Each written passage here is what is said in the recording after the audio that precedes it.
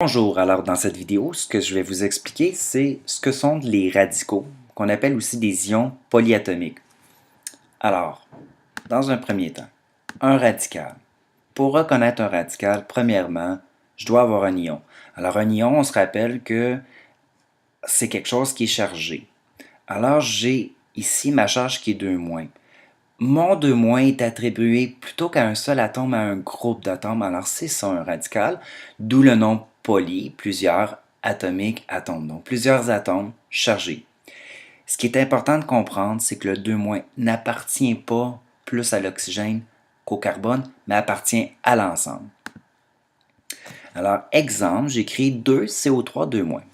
Alors, si on regarde tous nos valeurs, nos chiffres, le 2 qui est ici me dirait que c'est le nombre de radicaux. Ça me dirait le nombre de molécules que j'ai. Le C, j'ai pas rien en indice, donc c'est comme si j'avais 1. Et pour l'oxygène, j'ai 3. Ben, c'est mon nombre d'atomes. Et finalement, ma charge du radical, c'est 2-. Alors, si j'avais représenté ça, je pourrais écrire CO3 2-, puis je pourrais écrire un autre CO3 2-, ce qui veut dire que j'ai 2 molécules de CO3 2-, donc 2 radicaux. Alors, ce qu'on va voir dans la prochaine section, c'est comment trouver la charge d'un radical. Alors, si on me demande de déterminer la charge du radical AlNO3, parenthèse 3, on va procéder comme suit. Dans un premier temps, ce que je vais faire, c'est que je vais séparer ma molécule en deux.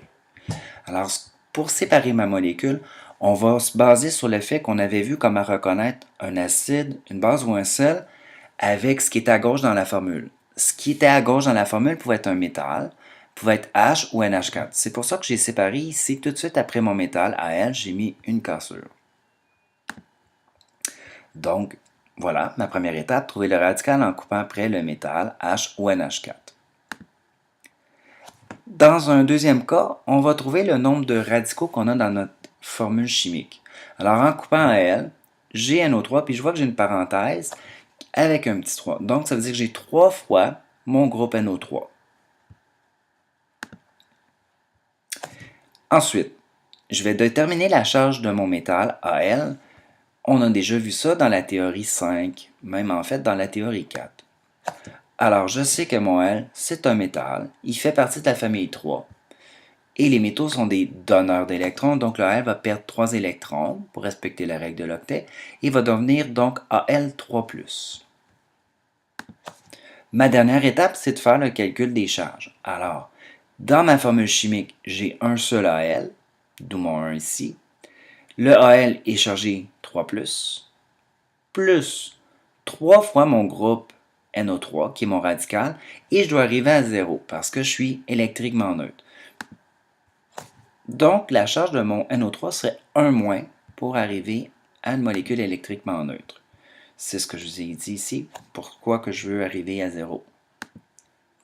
Alors, le moins ici, je le mets en exposant pour dire que ma charge est de 1-. Il faut faire très attention de bien placer nos indices parce que le 3 qui est ici veut dire que j'ai 3 atomes d'oxygène et non 3-. Sinon, ça voudrait dire que mon 3 il est en exposant.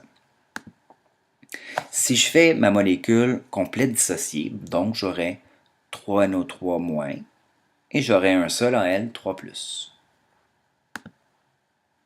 On fait un deuxième exemple. Alors, on va déterminer la charge du C6H5O7 dans une formule chimique qui est NH4 parenthèse 3, C6H5O7. Donc, ma première étape, c'est de trouver le radical en coupant après le métal.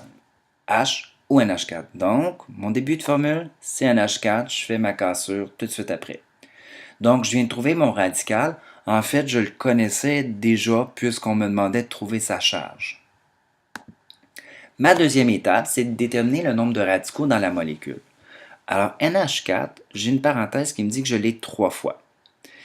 Et ensuite, le C6H5O7, je ne l'ai qu'une seule fois. Si je l'avais plus qu'une fois, j'aurais nécessairement des parenthèses. Le NH4 est toujours chargé 1 positif, donc 1 plus. C'est important, vous devez le mémoriser. C'est le seul radical, ou à peu près, qu'on va utiliser qui est positif.